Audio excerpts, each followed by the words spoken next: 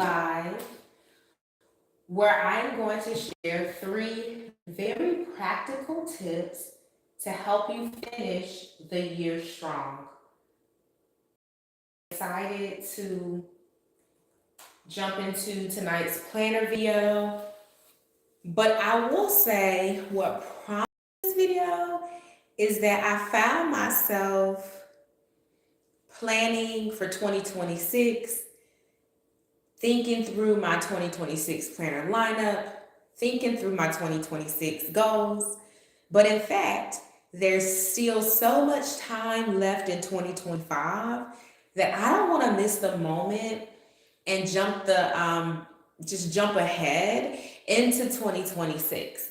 So I want to make sure that I'm being very thoughtful and strategic with the time that we all have left to plan for a strong finish to 2025. So tonight's video will include three very practical tips that'll help all of us to think very thoughtfully and strategically about the time that we have left so that we can finish 2025 strong.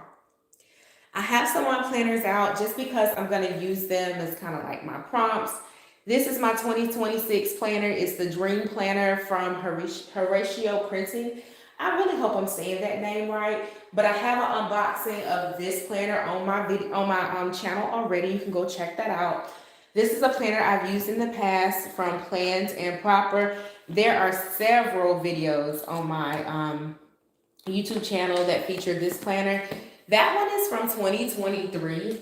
Again, I've had it for several years now, but I wanted to use it to kind of talk through one of the tips that I have. So tip number one, when you are looking to finish the year strong, I want you to take a moment and reflect on your goals and your activities that you've accomplished all year. Over the past 2 days, I've been more focused on my budget plan. So this was my budget planner. It ended in September. It's from Erin Condren. It started September of 20. I don't want to show it because it has quite a bit in it. It was September 2024 to September 2025. So it just ended. But I took some time to go back through this particular planner and look at my spending habits. I looked at months that were extremely busy from a personal family perspective and how that translated into my ability to manage my budget so that I know how to wrap up the year, right? So we're going into the holiday season. We're going into gift giving time. So my budget was constrained at the start of the year, and I didn't make as much headway towards some of my financial goals that I documented at the start of the year. So my question that I asked myself is, do I try to make up for it in November and December, or do I translate those goals into 2026 goals?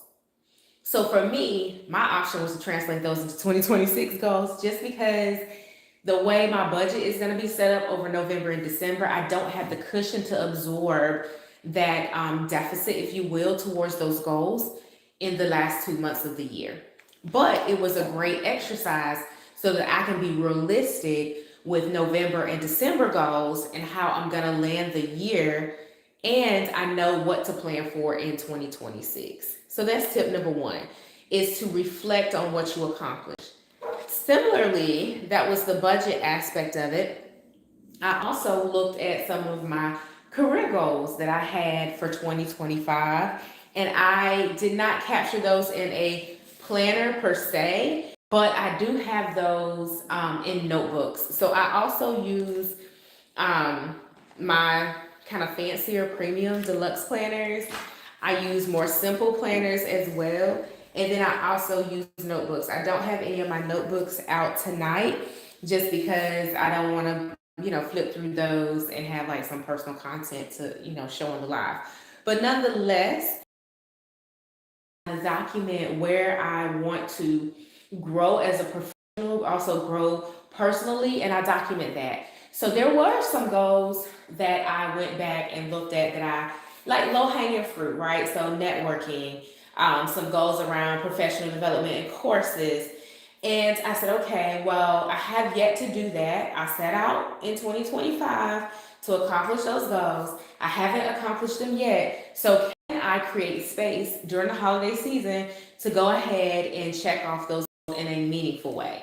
I don't want to check the box for the sake of checking the box, but I do want to make sure that I am accomplishing my goals. So that's tip number one, is to identify where you are in terms of your goals that you set, and then assess your progress and next steps. Tip number two, and I'm going to reach for my planned and proper planner for this tip just as a demonstration.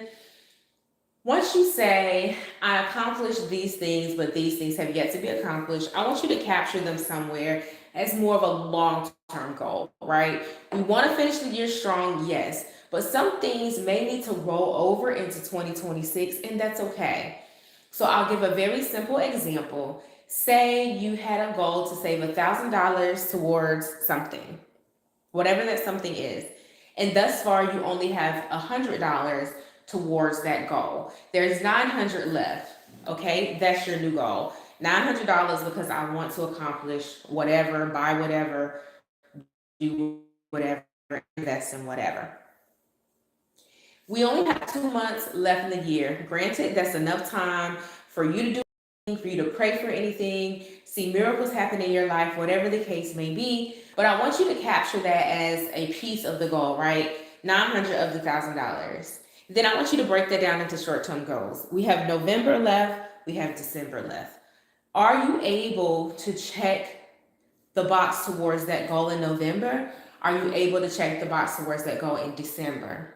If it is something simple enough to say, hey, yeah, I can go in and I can resolve this $900 so I can close out the year having accomplished this goal because I really wanted to do it by the end of the year, whatever the case may be for you. That becomes a part of like your short-term goals.